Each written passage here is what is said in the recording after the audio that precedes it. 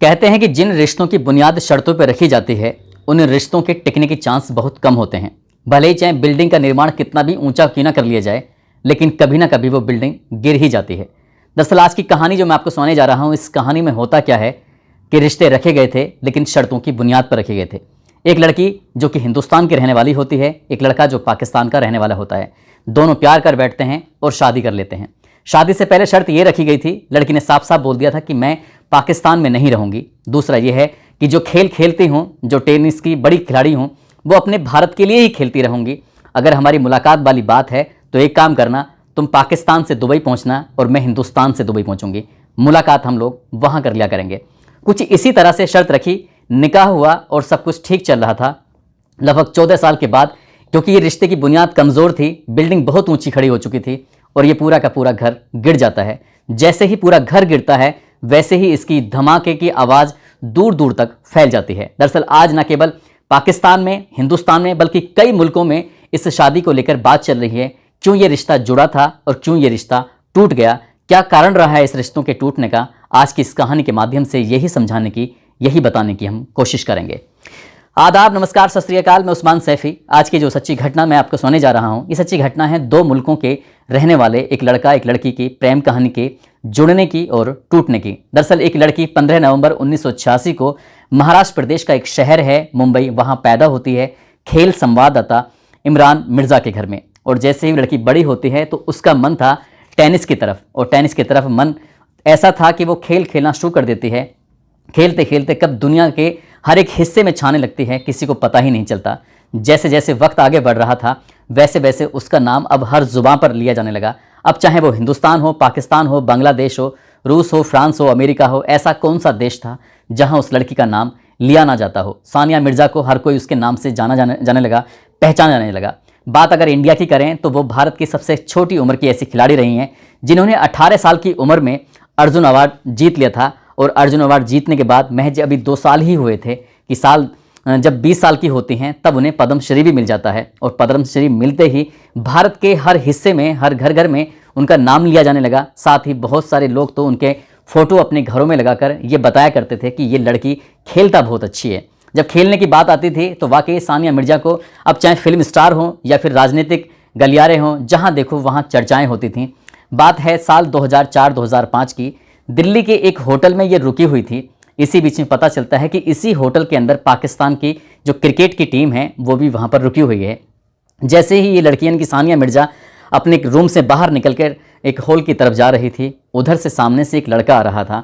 पाकिस्तान के जो cricket team का पूर्व कप्तान होता है, नाम शोएब मलिक। शोएब मलिक और इस लड़की की जैसे ये आपस में बात, एक दूसरे को देखते हैं, देख कर रुक जाते हैं, क्योंकि क्रिकेट के दुनिया में बहुत ज़्यादा फ़ैन हैं। वैसे सानिया मिर्ज़ा भी फ़ैन होती है क्रिकेट की।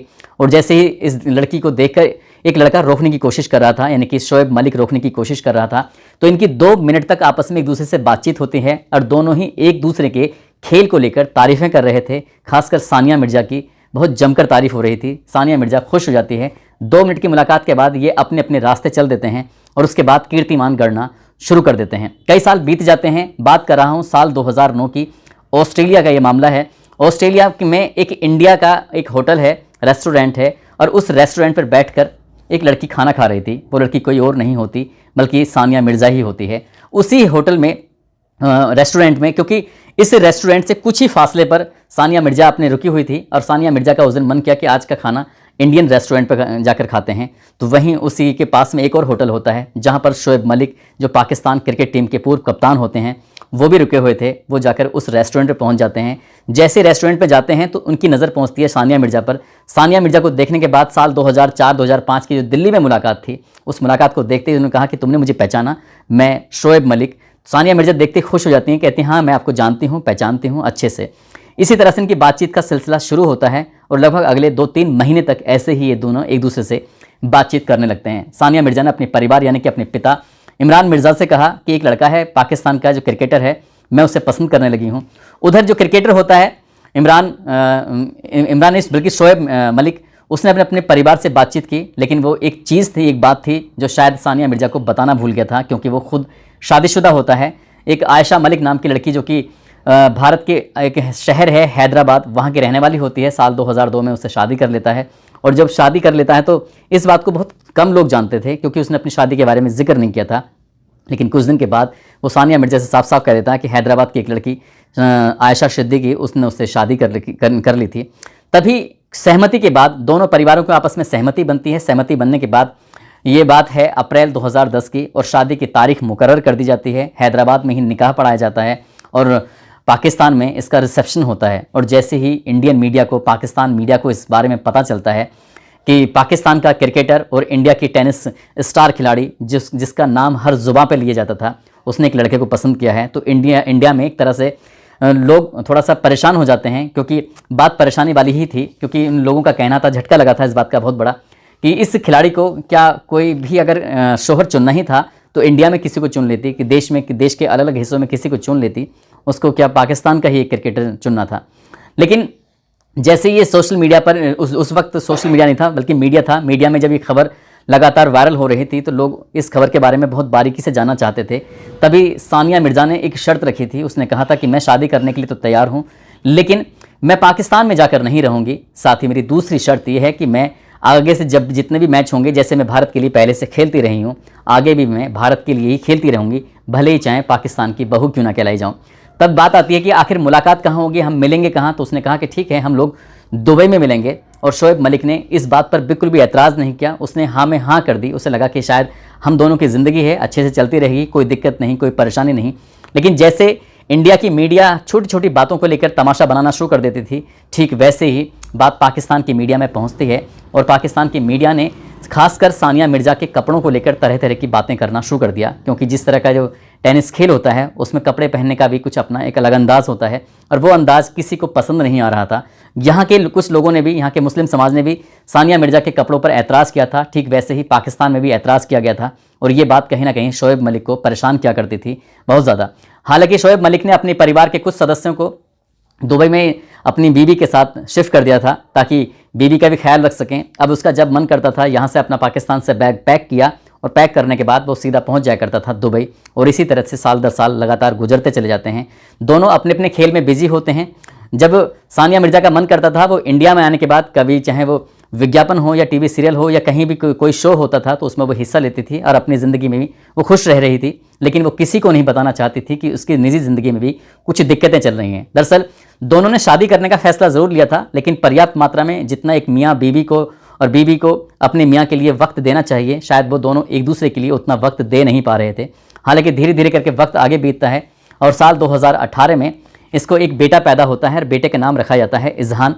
और इजहान के साथ दोनों बड़े खुश थे, खुश मिजाज थे। अब ऐसा लगने लगा कि ज़िंदगी ठीक ठाक चलती रहेगी। जैसे कि सानिया मिर्ज़ा इंडिया में रहकर विज्ञापनों से जुड़ी हुई थी, टीवी शो से जुड़ी हुई थी, अलग अलग कार्यक्रमों में हिस्सा लेती थी, ठीक वैसे ही शोएब मलिक का भी काम था कि शोएब मलिक खेल के साथ साथ वो कभी गेम शो में हिस्सा लिया करता था, कभी विज्ञापनों में हिस्सा लिया करता था, तो कभी कोई ना कोई कार्यक्रम में हिस्सा ले लिया करता था। और इसी तरह से एक बार उसने एक लड़की के साथ एक विज्ञापन किया था जिस लड़की का नाम होता है आयशा उमर।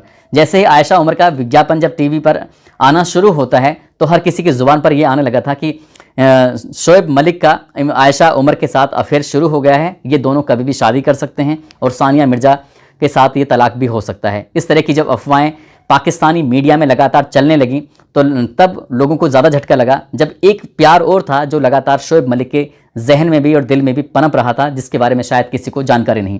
दरअसल पाकिस्तान में उर्दू टीवी पर लगातार 3 साल से एक प्रोग्राम आता है जिसका नाम है जी तो पाकिस्तान और उसको एंकरिंग करने वाले थे फ़हद मुस्तफ़ा। फ़हद मुस्तफ़ा का जब ये प्रोग्राम आता था तो खासा ये पाकिस्तान में चर्चित हो जाता है और इस प्रोग्राम का हिस्सा बनते हैं शोएब मलिक। शोएब मलिक भी इस जी तो पाकिस्तान के कार्यक्रम में हिस्सा ले रहे थे और एक लड़की होती है जिसका नाम सना जावेद होता है, वो भी इस कार्यक्रम में हिस्सा ले रही थी। दोनों कब एक दूसरे के इस प्रोग्राम के ज़रिए करीब आ जाते हैं किसी को पता ही नहीं चलता। हालांकि कार्यक्रम को देखने के बाद सहज ही अंदाज़ा लगाया जा सकता है कि सना जावेद और शोएब मलिक के रिश्ते जो बनते हैं वो इसी कार्यक्रम जी तो पाकिस्तान से बनते हैं। और अगर हम बात करें सना जावेद हैं कौन, तो दरअसल सना जावेद का जन्म होता है 25 मार्च 1993 को जद्दाह, जो कि सऊदी अरब का ही एक शहर है, वहाँ पर होता है। लड़की पाकिस्तान की मूल निवासी होती है और कुछ दिन के बाद वो पाकिस्तान आ जाती है। साल 2012 से इसका मन था कि ये अदाकारा बने, ये टीवी सीरियल में जो आते हैं उनमें हिस्सा ले। देखने वाले में बहुत ज़्यादा खूबसूरत होती है। साल 2012 में उसे एक सीरियल मिला था मेरा पहला प्यार और शहर ए ज़ात। दरअसल इस कार्यक्रम से इसने छोटे मोटे रोल की शुरुआत की थी और धीरे धीरे जैसे आगे ज़िंदगी में वक्त मिल रहा था, जैसे जैसे कार्यक्रमों में वक्त मिल रहा था, वैसे ही खानी एक रोमांटिक ड्रामा होता है, एक नाटक होता है, उसमें जब ये हिस्सा लेती है, इसमें बताया जाता है कि इसमें एक नेगेटिव रोल करती है। अब वो रोल पाकिस्तान में इतना ज़्यादा चर्चित होता है कि सना जावेद का नाम अब घर घर में लिया जाने लगा। इसके बाद तो उनके पास धारावाहिक नाटक जिसे बोलते हैं उनमें इसकी झड़ी लग जाती है और एक के बाद एक न जाने कितने नाटकों में ये हिस्सा लेना शुरू कर देती हैं। पाकिस्तान के घर घर में देखे जाने वाले जो सीरियल होते हैं उसमें सना जावेद को बहुत अच्छे से जानते थे, पहचानते थे। लेकिन सना जावेद ने जब लगातार रमज़ान के महीने में आने वाला जी तो पाकिस्तान कार्यक्रम में जब हिस्सा लेना शुरू किया फ़हद मुस्तफ़ा के इस कार्यक्रम में, तो फ़हद मुस्तफ़ा जब एंकरिंग कर रहे थे तब उन्होंने एंकरिंग के दौरान ये भी कहा था एक बार कि इशारा करते हुए सानिया मिर्ज़ा की तरफ कि ऐसा ना हो कि आपका घर छिन जाए, कुछ इस तरह की बातें थी। और ये बात बिल्कुल सच साबित होती है। दुनिया की नज़र, मीडिया की नज़र थी आयशा उमर पर, जिसके साथ विज्ञापन किया था। थोड़ा बोल्ड सीन था। बोल्ड सीन देखने के बाद उन्होंने कहा कि इन दोनों से इनकी नज़दीकियाँ बढ़ सकती हैं, लेकिन आयशा उमर से कोई नज़दीकी नहीं बढ़ी, लेकिन सना जावेद से नज़दीकियाँ बढ़ जाती हैं। और सना जावेद से तब नज़दीकियाँ बढ़ती हैं जब अक्टूबर 2020 में वो शादी कर चुकी थी। पाकिस्तान का ही एक मशहूर गायक होता है उमर जायसवाल। उमर जायसवाल से शादीशुदा होती हैं। हालांकि इनकी शोएब मलिक की शादी सानिया मिर्ज़ा से हो चुकी थी और ये दोनों एक दूसरे की शादी के बारे में अच्छे से जानते थे, अच्छे से पहचानते थे और दोनों लगातार हर साल दर साल ये दोनों एक दूसरे के करीब आने लगते हैं। जब ज़्यादा नज़दीक आने लगते हैं तभी इन्होंने फैसला लिया कि क्यों ना हम अपनी दोनों ज़िंदगी में एक हो जाएं, शादी कर लें। बात जब शादी की आती है, क्योंकि सना जावेद की शादी उमर जायसवाल से हो चुकी थी, आखिरकार उससे तलाक लिया जाए तो उसने तलाक ले लिया 28 नवंबर 2023 को। जब तलाक हो जाता है, अब ऐसी स्थिति में सानिया मिर्ज़ा के साथ क्या हो, और जैसे ही सानिया मिर्ज़ा के बारे में पता चलता है कि शोएब मलिक उससे तलाक लेने वाले हैं या दूर जाने वाले हैं, शोएब मलिक की ज़िंदगी में एक नई लड़की है सना जावेद, वो आने वाली है, और जैसे ही शोएब मलिक के परिवार को ये पता चलता है, उसकी बहनों को ये पता चलता है, तो उनका दिल टूट जाता है।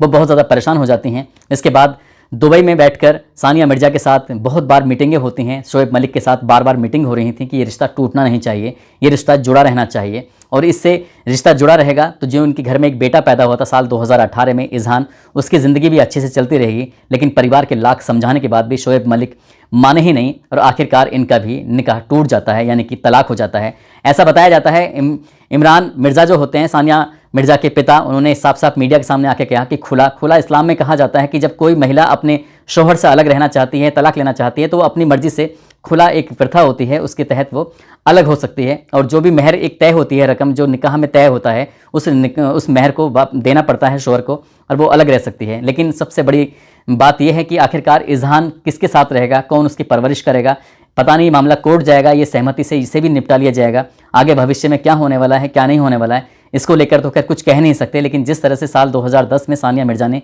शादी की थी, वैसे ही भारत के लोगों को इस बात का बड़ा झटका लगा था कि आखिरकार सानिया मिर्ज़ा ऐसा कैसे फैसला ले सकती हैं कि पाकिस्तान के एक व्यक्ति के साथ वो शादी कर सकती हैं।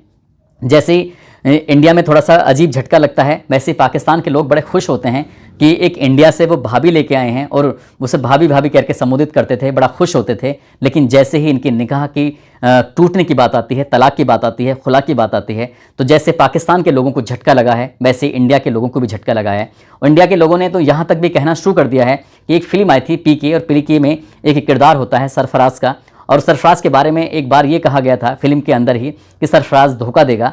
ठीक वैसे ही सोशल मीडिया पर आजकल मीम्स चल रहे हैं, मीम बन रहे हैं, और शोएब मलिक को लेकर कहा जा रहा है कि उसने गद्दारी की है, उसने एक लड़की के साथ छल किया है, उसको ये शादी नहीं करनी चाहिए थी। अगर उसे शादी निभानी ही नहीं आई तो उसे शादी करके क्या फ़ायदा। उसने पहले भी एक लड़की से, हैदराबाद की से, आयशा सिद्दीकी से शादी की थी, और शादी वो बस कुछ साल तक टिकती है, उससे बल्कि उसे तलाक दे दिया जाता है। उसके बाद सानिया मिर्ज़ा से शादी कर ली जाती है, और सानिया मिर्ज़ा को तलाक देने के बाद या उससे अलग होने के बाद एक बार फिर से उसने सना जावेद से शादी कर ली है। पता नहीं ये शादी कितने दिन तक टिकेगी, कितने दिन तक नहीं टिकेगी, क्योंकि सना जावेद के बारे में कहा जाता है वो बहुत गुस्सैल स्वभाव की हैं, अदाकारा हैं, अपने वो आर्टिस्ट को भी नहीं बख्शती हैं, या फिर कोई उनका जो मेकअप आर्टिस्ट होता है, प्रोड्यूसर होता है, डायरेक्टर होता है, वो किसी के साथ भी अभद्रता कर देती हैं, उसके साथ बदतमीजी कर देती हैं।